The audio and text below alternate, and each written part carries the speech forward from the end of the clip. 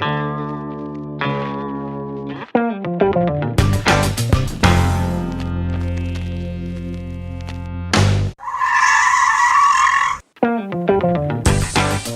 right, hey everybody, welcome to episode 49 of the Stop and Give Me 20 podcast. 20 minutes with some of the world's top fitness professionals. I'm your host, Anthony Rennie. You can check out the show notes at stop20podcast.com. That'll take you right to Continue. That's my new site where everything is under one umbrella, my other podcasts as well as Strength Coach TV.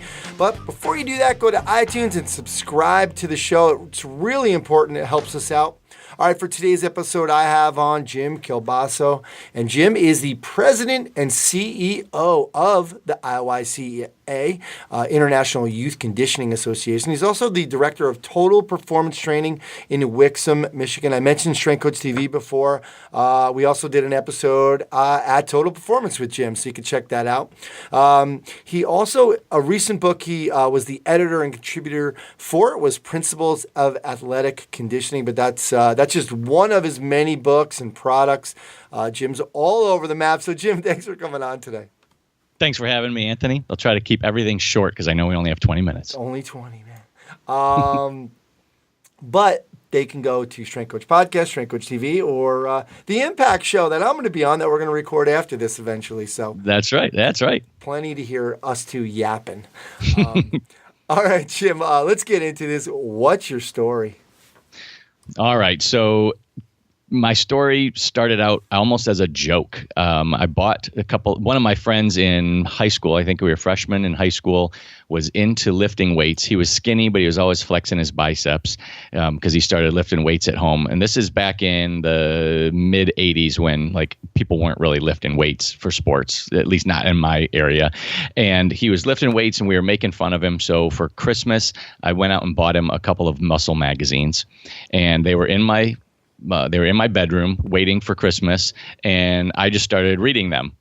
And I was like, this stuff is actually really interesting. And before I had a chance to even give him the magazines for Christmas, I got into it. I bought my own copies. I asked my parents for a weight set. I got the weight set on Christmas morning, and it was one of those plastic weight sets with they're filled with cement and they're just crappy. But I took it with me in my van. This is this is back in the time where I was in the back of my parents' van lifting weights on a ride down to my grandparents in Ohio. Today you can't do that because everybody has to be buckled up and everything. So that's what got me into it. And originally it was kind of muscle magazine stuff. Wow. Wait, how old were you? I was a freshman in high school. Nice. Kind of perfect timing, too. Like anything you do at that time, you're just going to just get jacked. Well, unfortunately, it didn't work out that way. I've tried everything and haven't gotten really jacked. But it did turn into me totally learning about stuff and reading books and everything. So then people started looking for me to answer questions and kind of train them. And that's kind of how I got down that path. And I remember I was still in high school, and I didn't know that this was really much of a profession. And I wrote down on a goal sheet that I want to get paid to train athletes. And, there wasn't a real specific goal, but, that I remember doing it and it worked out. That's incredible. Yeah. So wait, now how did you obviously got some results, because if people were saying, Jim, we want you to train us, or was it not only physical, aesthetic results? Was there some because I know you played a bunch of sports in high school. Were you getting some results from that as well? Yeah, I mean, I got results, but just my body type has never been the kind where I'm going to look like a bodybuilder or be massive. Yeah. But yeah, I was very fast, and I was super physical playing sports. I could jump high and move quick and push people around. But I think I graduated from high school. I was only 165 pounds. I was just never a huge person. Yeah. Well, that's why they have postgraduate, right? To give you another year to get. Yeah. I could have used that. All right, so cool. Growing up, who was that superhero growing up for you? Who were you looking up to? Who shaped your life? Well, I really was. so I grew up around Michigan State University, and I grew up when Magic Johnson was playing basketball, and I just loved Magic Johnson. I mean, I couldn't get enough Magic Johnson in my life, and so kind of from the outside, that he was my hero. I thought I was going to be the next Magic Johnson, and I'd always be in my driveway practicing basketball moves and everything. But when I saw this question come through, I started thinking about it, and I thought, well, who is my real life, superhero? And it's kind of funny now that I'm doing a lot of coaching myself. I look back and I think of all the bad coaches that I had, and something that's really been hitting me lately is usually our very first coach that we have in life is the least qualified. It's a parent volunteer, so a lot of times it's just a bad coach that we have. Well, my very first coach was in soccer, and I had a guy, his name's Tom Bololi, and he played college soccer, which nobody played college soccer back in the 70s, and he was amazing. He was also a teacher and a high school principal, and happened to be one of my best friend's dads, so I knew him really well. And when I am able to look back and think about my sports experiences, this guy, Tom Bololi, really kind of shaped the way I feel coaches should coach. He had energy. He was always positive. He took an interest in everybody's well-being, and I didn't realize it until just recently. And when you asked that question, I thought, man, this was a guy that was kind of like my superhero, and I didn't even realize it. Yeah, very cool. It's cool that, I think, like you said, so many times we have so many bad experiences with I remember having a couple hockey coaches that were just, screamers and yellers, and you just almost like you didn't want to go out there. You're like, oh, I'm going to, what if I make a mistake, I'm going to get yelled at, that type of thing. And it's so great to look back, and I got Bruce Reggie. That's my first hockey coach who same as you, man. Nice. Just amazing guy. Yeah. Jim, what about now? Who out there that you, and I do say this to everybody, because I have such great people on my show, is that you're surrounded by a lot of great people. You're head of the IYCA, and you're attending conferences, you're speaking at conferences.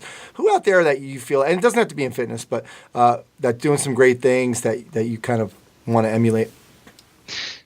There's a few people, some people that maybe we don't talk about a whole lot. One of them is Ken Manny, who's the strength coach at Michigan State University, and I really look up to him at the way he's done his career with integrity and purpose and taking care of people, and really made a huge impact on a lot of kids' lives. And then another person is Joe Ehrman, who I don't know, are you familiar with Joe Ehrman? He wrote the book Inside Out Coaching. Yeah, Inside Out Coaching. I had a chance to meet him, and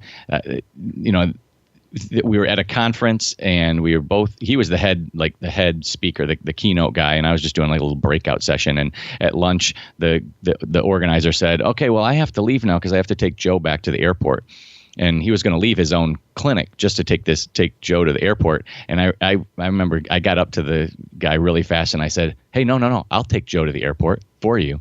I'll do you a favor. And it was basically so I could get like almost an hour alone with Joe Ehrman in the car. And it was fantastic. The guy is amazing. He's making a huge, huge impact in the coaching world by teaching people how to be better coaches. Transformational coaches is what he calls them. And all the things that he's been doing and the way he has absolutely dedicated his life to doing that really inspires me.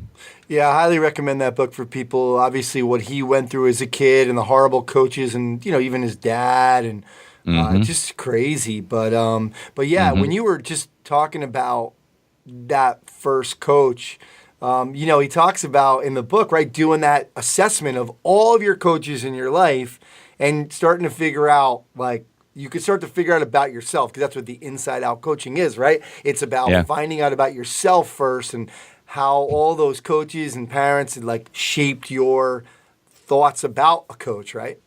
Yeah, exactly. Very cool. So yeah, he's kind of a hero of mine from Very afar. Cool. What about getting him on your podcast? Have you tried that, or?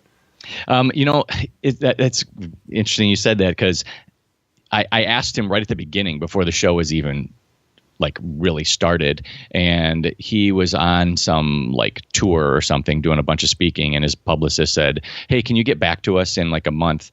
And I'm going to have to ask him now. I just haven't. I never got back to him. Yeah, I can't get them. They've turned me down a couple times. So they, them. So there you go. You can try to get them out there for us, for our industry. Very cool. Jim, you know what? All right. So you have your facility, your director of performance at director of total performance training. And, I know you have your kids, so we're going to leave them out of this. Just okay. So you're off the hook with your wife. You're the director, the president and CEO of the IYCA, International Youth Conditioning. But so you have a lot of different directions that you go. You have a bunch of products. Who are you trying to be a superhero to with your message?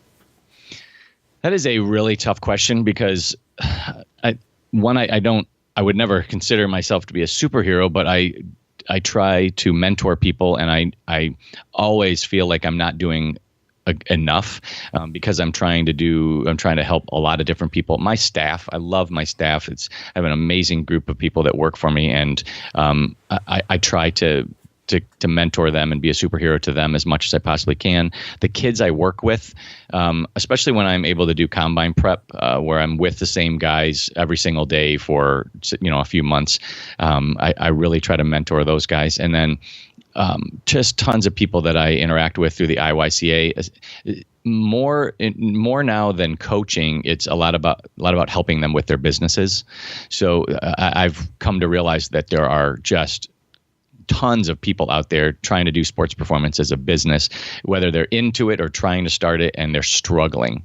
Just so if anybody's listening and they're struggling with their business right now, you are not alone. And having been in this business for 15 years and helping a lot of people, I feel like I never realized it before, but maybe one of my superhuman powers can be to help people with their businesses so that they can make enough money to spend time with their families and be home, because I see this business chewing a lot of people up. Yeah, let's kind of expand on that. Do you feel like, I think with sports performance, part of the problem is that they don't realize, in the beginning that, when September comes, your facility is going to kind of empty out in terms of not completely. And I know some people can get a handle on that, right? But, just to kind of even go deeper with that. So we're going to have all these fluctuations in business, right? Is that the main problem? What are you seeing the main problem for these facilities? That is one main problem. The other main problem is that I think people get into this business thinking it's going to be one thing, thinking they're just going to open up their doors and train kids. And then they realize, well, no one knows I'm here. So now what am I supposed to do? And they just don't know what to do. And then they start down a cycle where they're just working as hard as they can, and they're doing everything. And rather than having a business, they gave themselves a 24-hour-a-day job, and now they can't be home at night to have dinner with their wife or their kids, and they can't enjoy it, and they're just grinding. But it's really difficult to take a step back because they don't have somebody to come in and replace them when they're gone. I see that a lot. I also really think it's a huge problem that there's way too many kids coming out of college thinking that they're going to bust into this business, and there's thousands and thousands and thousands of graduates every year, and the schools keep opening up spots in their exercise phys and kinesiology programs, but there aren't enough jobs.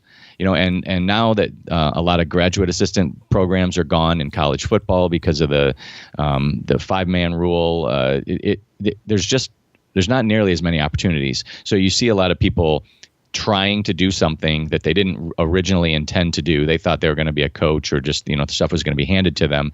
They don't have any background in running a business. They don't know where to turn to. So they struggle for a year or two until they realize, like, hey, this isn't not what I thought it was going to be. And then so many people end up getting out of it because they just can't find a way to transition into something that's going to work for them.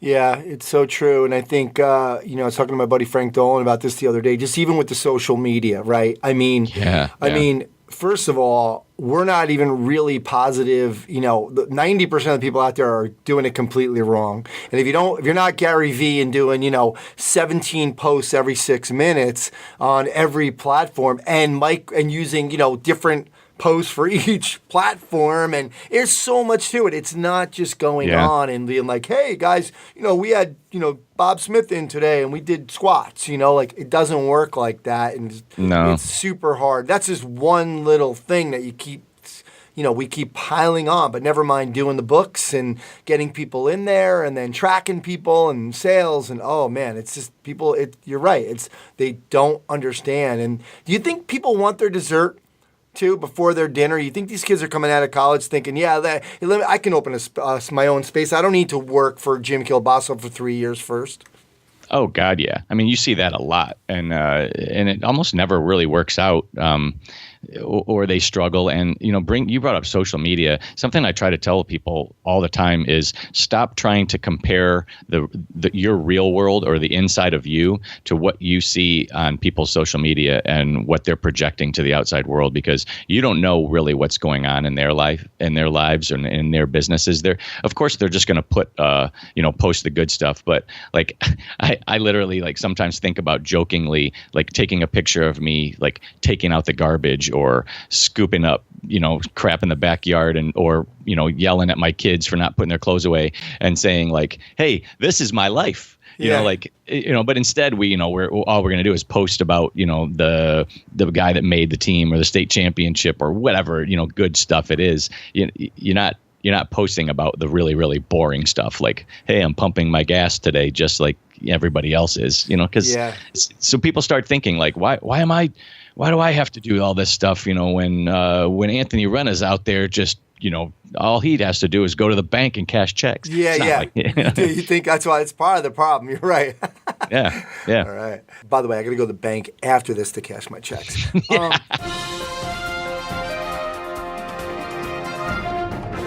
Now it's time for the Stop and Give Me 5 segment. 5 rapid fire questions and answers. You ready for this? Boom, let's go. All right, you have 75 books out there. You just came out with another book too. 3 quick tips for anyone crazy enough to want to write a book. Get ready, because it's going to be a long process. Try to get as much of it out as quickly as you possibly can. So pick some time where you can just sit your butt in a chair, grind out 80% of a book. You got to get it started and you got to get it out, because it is a long process. And then remember, if you're going to write a book, that you're thinking as you're writing it, this is the hard part. Writing it actually is the easy part. Selling it is way more difficult. So have a plan for afterwards how you're actually going to sell the book and figure out what the plan is now. Also, get help. Don't try to do all of the design and the editing and all that yourself, because you can only be an expert in so many areas. Absolutely. Good stuff. Thank you. Hey, you're surrounded, we said this before, by so many great coaches. Give us 2 underrated coaches we need to try and follow out there. I hate that you're limiting this to 2, by the way. How many you need? There are so many amazing coaches out there doing awesome stuff that aren't popular because they haven't, put out products, or they don't have a huge social media platform because they're in the weight room or they're coaching. There's young college coaches like Daryl Bauer at West Virginia, Freddie Walker at University of Pittsburgh, Joe Powell at Central Michigan University, who does a lot of stuff for the IYCA. Just awesome, amazing coaches, but they're not out there trying to sell something. They're in the weight room making an impact on kids. And I don't know if you know Vince McConnell down south. He's got more of a social media presence. Awesome guy. Brett Klicka, who does a lot of kids stuff out in San Diego. Jared Markowitz up in Wisconsin. I mean, the list goes on and on of people who are concentrating on their local market rather than a national market. So, if you're not near them, you wouldn't know about them. But there's a lot of great people doing good things. Great stuff. Lunch with any coach from the past. Who is it? John Wooden. Nice. Good answer. In the book, The One Thing, they ask, what's the one thing you can do such that by doing it, everything else will be easier or unnecessary? So I want to ask you, what's the one thing parents can do such that by doing it, everything else will be easier and better for their kids' youth sports experience? just allow the kids to have fun playing sports and don't try to push them into like elite status right away. Let them just enjoy sports for what they are, because sports is going to end for every kid at some point in their lives, and it's earlier than most people think. And most kids that specialize in a sport early quit all sports by age 14. So just concentrate on having fun with it. I listened to a TED Talk, and God, I wish I could remember the guy's name. And he said that when the kids get in the car after the game, just tell them, God, I really love watching you play.